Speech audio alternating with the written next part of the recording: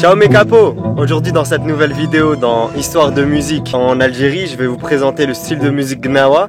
Il y a mon cousin qui joue dans un groupe et donc on va assister ensemble aux répétitions. Et après les membres du groupe vous expliqueront d'où vient ce style de musique. Jamangari, Jamangaro, Jamangaro, du Allah, du Annabi, Baba Haji, Choufou, Yakama. Bonsoir Mike et Nader. Quel est le nom de votre style musical? C'est le style Gnawa. Quelles sont ses origines, le style Gnawa? En fait, le style vient de l'Afrique subsaharienne. Avant, on appelait ça, c'était le Grand Soudan, enfin le Grand Afrique centrale. Tout ce qui est Soudan, Mali, Niger, la Guinée, le Ghana.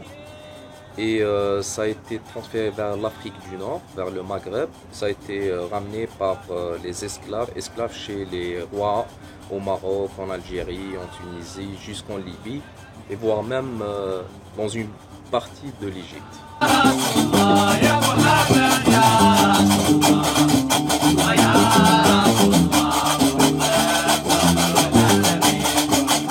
En fait, c'est des tribus. Actuellement, on recense 7 tribus. Et dans chaque tribu, comme actuellement dans le monde entier, dans un pays, on trouve par exemple les médecins, les artistes, les chercheurs, les religieux et tout. Dans ces tribus-là, il y avait aussi les guerriers, il y avait les médecins des tribus, il y avait les chercheurs des tribus, il y avait les marabouts et ainsi de suite. Et il y avait une partie d'artistes qu'on appelait les Gnawa.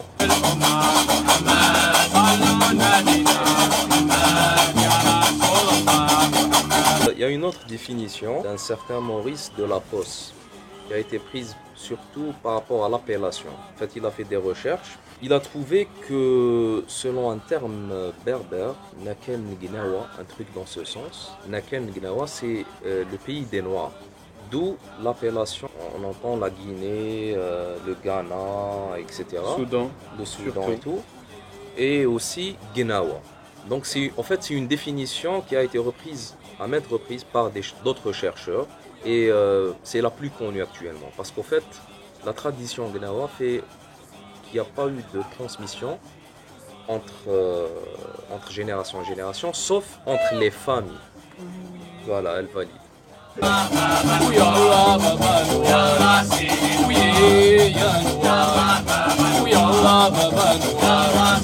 On peut trouver ça sur le net parce que c'est tellement compliqué. En fait, le style Gnawa n'a pas été malheureusement vulgarisé jusqu'en 75, je pense.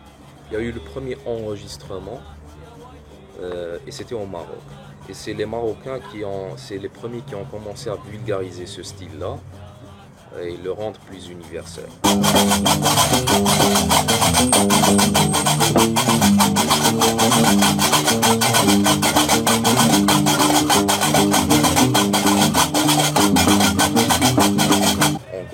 À peu près comment le Gnawa s'est retrouvé en Afrique du Nord. Donc on voit que c'est un style musical qui a un gros passé. Un gros passé qui vient de l'Afrique subsaharienne. Pour résumer, c'est ça.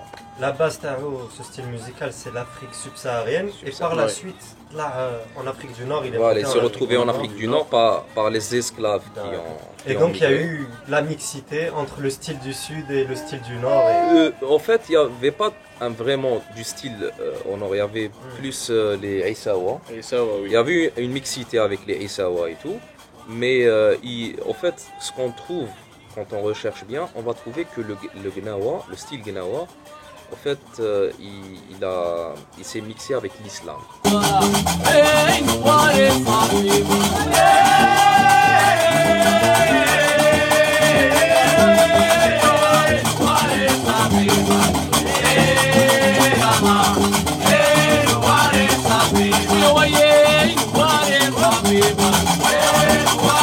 Donc je disais que par rapport au rituel qui existait chez les Gnawa subsahariens, lorsqu'il s'est mixé avec l'islam, le rituel a changé. Donc c'est devenu plus islamisé qu'avant. Parlons des paroles et tout. Voilà. Avant il y avait le dialecte africain, comme le Hausa et tout, Bambara et tout. Et après, quand on écoute les titres chantés au Maroc, en Algérie, en Tunisie et tout, on voit que c'est de l'arabe. Voilà, tout C'est simplement. en arabe, mais de temps en temps, on utilise des termes genre Hausa, des termes Bambara. Hausa et Bambara, c'est des langues genre. C'est des dialectes. Voilà, c'est c'est des des dialectes dialectes subsahariens. Voilà. Donc il y a même des mots que vous comprenez pas au Du final, tout. Oui. qui viennent Il de y a l'Afrique des mots qu'on noire ne comprend pas, mais genre, on les chante. Ouais, Exemple, ça fait voilà. partie du style musical. Parce que c'est rare où tu trouves Zama, les explications de ces termes et de ces mots, parce que c'est vraiment les anciens Gnawa qui utilisent vraiment ces dialectes. Comme il n'y a pas eu, comme je l'ai déjà dit, il n'y a pas eu de transmission d'informations, Voilà. et parfois même ceux qui ont déjà l'information actuellement, je ne sais pas pour quelle raison ils ne veulent pas transmettre. Ils ont leur raison, je ne vais pas rentrer dans ce détail-là. Mais nous, autant qu'amateurs de ce style, on cherche plus le côté artistique que rituel. Voilà. Parce que le côté rituel, ça dépasse notre juridiction. Même d'un aspect islam, c'est pas très apprécié par l'islam. C'est un peu des blasphèmes et tout ça. C'est être possédé. Ah, je vois. voilà. C'est Bresson comme on dit. En fait, c'est une thérapie. Les gens qui sont possédés, en fait, on utilise des soirées Gnawa pour, soi-disant, les guérir. Eux, ils croient à ça.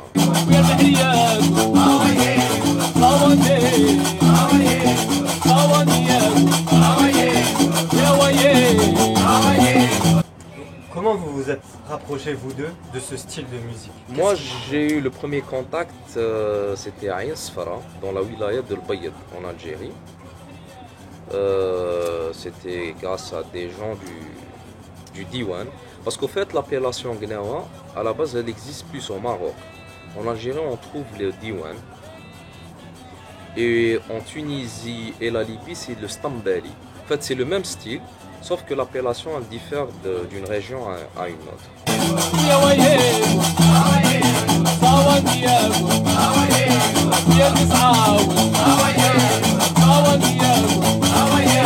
Et chacun a ses rituels, chacun a ses principes, mais il y a des aspects sur lesquels ils sont tous d'accord, d'autres ça diverge et c'est ce qui crée cette richesse.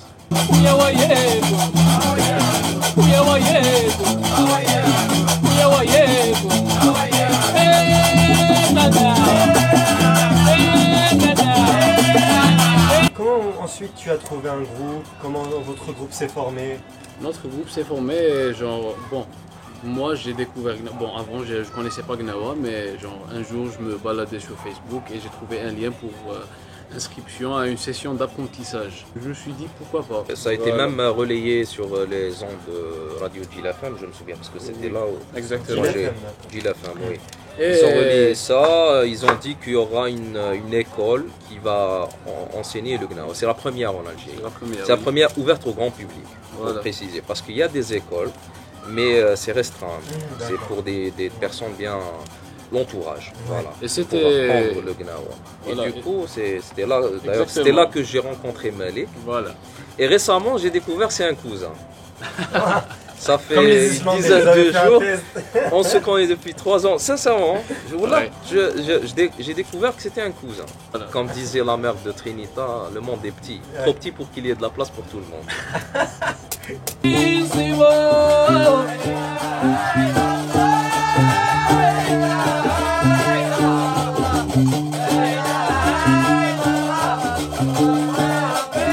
Et vous êtes combien dans votre groupe?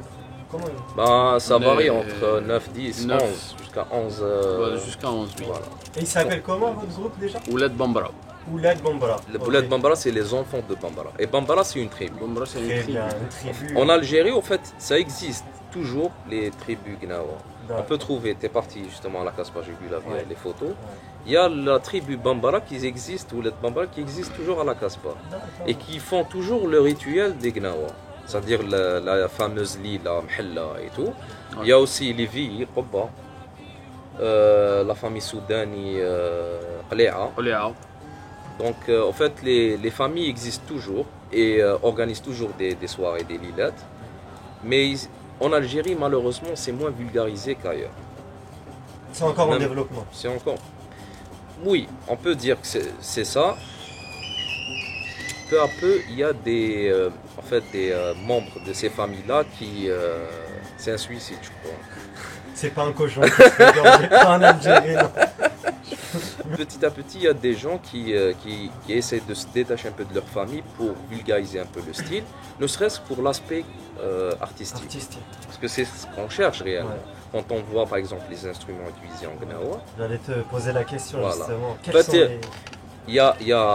moi personnellement, quand j'ai connu Gnawa, je pensais qu'il n'y avait que deux instruments. Ouais. Il y avait le gombri, le Gombri. fameux gombri, donc c'est Voilà. le truc à 3 cordes. Tu peux le montrer. Voilà. Initialement c'est du bois, de la chair, ça dépend chameau ou autre, mais de Chameau. préférence c'est le chameau. Voilà. Et les cordes, c'est comment on dit, Msaran, Les j'ai oublié. intestins. Le truc, les intestins, je pense. Voilà, Des chèvres. Voilà, les Voilà. intestins des En animaux. fait, c'est purement naturel.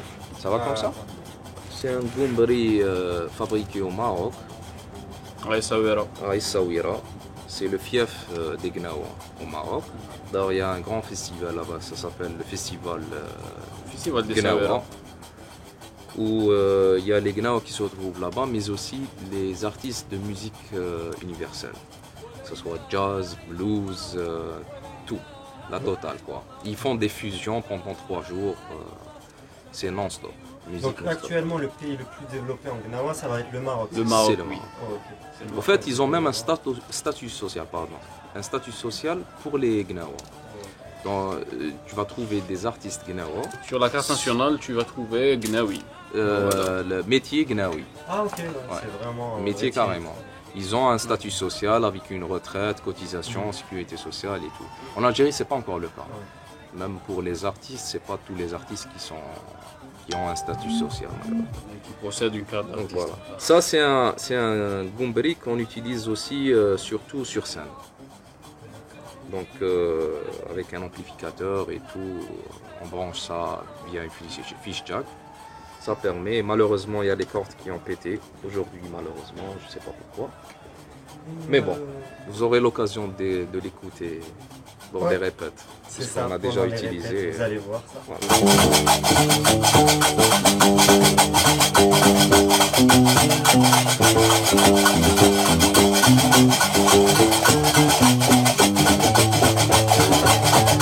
Et pendant que vous êtes sur scène, vous mettez... Il y a une mise en scène, j'ai entendu dire. Il y a une mise en scène avec des déguisements, Oui, en Exactement. fait, il y a deux comme un fou, je sais il y a deux styles en fait. Il y a le style artistique, le côté artistique, et il y a le côté folklorique. Folklore. Donc sur l'artiste, sur le côté folklore, il y a les tenues. Et les tenues généralement c'est des couleurs qui représentent énormément chez les Gnawa. Et principalement il y a les 5 couleurs. Il y a le bleu, blanc, rouge, vert et noir et jaune. Voilà. C'est les... non, pas le blanc, mais plutôt le jaune. Donc il y a les couleurs, il y a les drapeaux. C'est pour ça que tout à l'heure je disais, au départ je pensais que le Gnawa, il n'y a que le gombri et les qarqabou. Qarqabou c'est genre de castagnette en métal. qu'on a pu voir pendant les répètes. Voilà exactement. Mais en fait il n'y a pas que ça. Il y a aussi une sorte de tambour, ça s'appelle tabl. Il y a 2 sortes de tambours. Il y a le ganga fama, gangami. Donc un qui est gros, l'autre qui est un peu plus petit. Il y a le Ngoni. Ngoni, Ngoni, c'est c'est un tout gombri, petit gombri. petit gombri, en fait qui donne une note un peu plus Une aiguë, note aiguë. voilà, qui sert plus pour l'accompagnement d'un gombri sur scène généralement. Et même pour le gombri, on a su récemment qu'il y avait un moment donné, il y a même un ma'allem au Maroc qui en a fabriqué un gombri à 4 cordes. Parce qu'en fait le principe du gombri, il contient qu'une seule octave. Et le style Gnawa, il se joue en gamme pentatonique, c'est-à-dire il me manque 2 notes qu'on trouve au blues. C'est ça. On estime même que, on suppose que même le style blues et jazz a été tiré du style Gnawa. Donc les Africains qui sont partis migrer vers les États-Unis. Voilà, quand tu fais le lien, genre le blues, ça a venu des Noirs américains. Et les Noirs voilà, américains qui sont esclaves, à la base, voilà, ils sont venus d'Afrique. Ils sont venus d'Afrique et voilà. Donc il y a une relation entre les deux. Ils ont développppé le style gnawi avec d'autres instruments modernes comme la guitare et tout. La voilà. guitare basse, la basse, exactement. etc. Et ils ont, voilà, on suppose qu'ils ont créé le style jazz. Les styles modernes à partir d'un style gnawa. Voilà. C'est une super histoire, ça donne des frissons si c'est vrai. Bien sûr. Et même quand on écoute les jeux qu'on joue sur le gombri et sur une basse, c'est les mêmes jeux pratiquement. En fait, sur un gombri, on ne joue pas réellement ce qu'on chante. C'est-à-dire les notes qu'on chante. On joue genre des rythmes. Parce qu'en fait, ils servent non seulement d'un instrument mélodique, mais aussi une percussion. Aussi. Donc ils jouent le rôle d'une percussion, d'un rythme, ils te donnent un rythme pour chanter et tout. Pour le côté spirituel, il y a d'autres instruments qui entrent en jeu, qui sont des crafaches, des drapeaux qu'on appelle snadjak, bkhara, il y a les lancers. Et en fait, chaque titre chanté par le ma'allim et ses koyos, je vais vous expliquer c'est quoi le ma'allim, c'est quoi les koyos. Il y a une danse appropriée à ce titre et des instruments utilisés pour ce titre. Pas des instruments musicaux, mais genre pour le folklore, voilà, pour la danse et tout. Et c'est vrai qu'il y a des gens qui rentrent en transe aussi. Ils peuvent faire tout et n'importe quoi. C'est pour ça que nous, on se limite au côté artistique.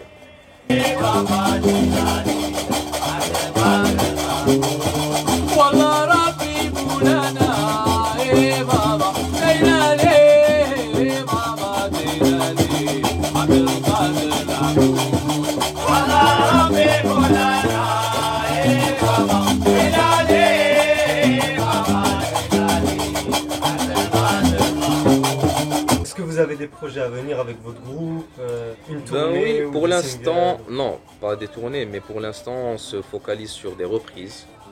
Et on essaye de donner une touche personnelle, parce qu'on ne fait pas que du gnawa algérien, parce qu'il y a le style algérien, le style marocain, le style tunisien. On essaie de mélanger le tout et de donner une touche personnelle. On travaille sur des reprises, d'ailleurs on a même une vidéo sur YouTube qui existe depuis un moment. Oui, ya noir, oui Allah baba noir, oui Allah baba noir, oui ya noir, oui Allah baba noir, ومعلم جيب الكلام مقدم جيب السلام وريفة جيب البخار وشاوش جيب البلال مقدم جيب الخدام وكويو تلعب خدام وكويو تلعب بلال ويا يا نوار ويا يا نوار ويا الله بابا نوار. En fait, le groupe Ouled Bambara, il existe avant même la création de l'école de Diwan Gnawa School. Il existe avant même la création de l'école et à sa tête il y a Toto. Voilà, je reviens à ça, je reviens à Toto Yousri Tamarabat. Mohamed Yousri Tamarabat. Ça c'est son nom et prénom, je ne sais pas c'est quoi le nom, c'est quoi le prénom. Mais on le résume, en fait, voilà. Pour l'abrévier, on l'appelle Toto. En fait, c'est le fondateur de l'école d'apprentissage Gnawa, de cette session d'apprentissage Gnawa. Et voilà, il est devenu notre ami maintenant. C'est notre frère. C'est notre frère maintenant. Et puis, il nous a donné le nom de son ancien groupe, Ouled Bambara. En fait, Ouled Bambara, c'est son ancien groupe de Gnawa. Il nous a fait intégrer le groupe. Voilà. Parce qu'en fait, le groupe, il a toujours existé. Voilà. Les deux têtes qui n'ont jamais changé, c'est Rachid et Toto. Mais les membres du groupe changent à chaque fois. C'est-à-dire ceux qui passent par le groupe Ouled Bambara se retrouvent dans des groupes de fusion, etc. Et là est venu notre tour, donc on a intégré d'abord l'école, il nous a enseigné la culture Gnawa, il nous a transmis tout ce qu'il a appris, parce que lui-même il n'est pas issu d'une famille vraiment Gnawa. Donc il nous a enseigné avec tous ses collègues. On a appris même un peu de musique avec Bob de Terbat, avec Shakib Bouzidi de Ifriqiya Spirit, avec Pedro, bassiste. Donc, en fait, à la base, l'école elle a commencé juste pour le Gnawa. Et avec le temps, on a élargi un peu nos connaissances grâce à ces gens-là. Et ils nous ont appris un peu de musique, un peu de chorale. Maintenant, on sait faire la différence entre une voix grave et une voix aiguë. Qui a la voix grave, comment on se positionne sur scène, suivant notre voix. Tu vois? Donc, c'est comme ça a commencé. Et maintenant, on fait partie du groupe, on monte sur scène. On fait initialement que des reprises des titres qui existent déjà dans le diwan, dans la tradition. Et on met une touche personnelle à chaque fois pour chaque titre. Voilà. Donc tout le mérite revient à Toto et Rachid. Merci beaucoup pour cette petite interview. Merci. C'était un plaisir. Et on se retrouve très bientôt, soit sur scène, soit si vous voulez faire une petite tournée en Europe ou dans un salon. En tout cas, merci beaucoup pour le temps que vous avez accordé et pour la petite outro surprise qu'ils vont avoir à la fin. Et à très vite. Bon mes capos, j'espère que cette vidéo vous aura plu. Et si elle vous a plu, abonnez-vous, abonnez-vous, dirou le j'aime, abonnez-vous, abonnez-vous, abonnez-vous, dirou le j'aime, abonnez-vous, abonnez-vous, dirou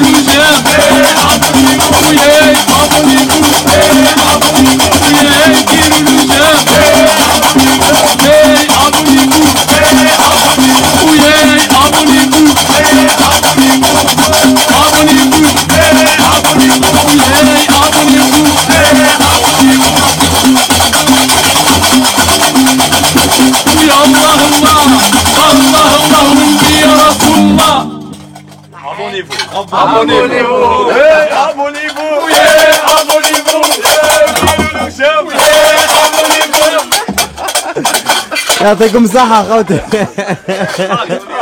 abonnez-vous.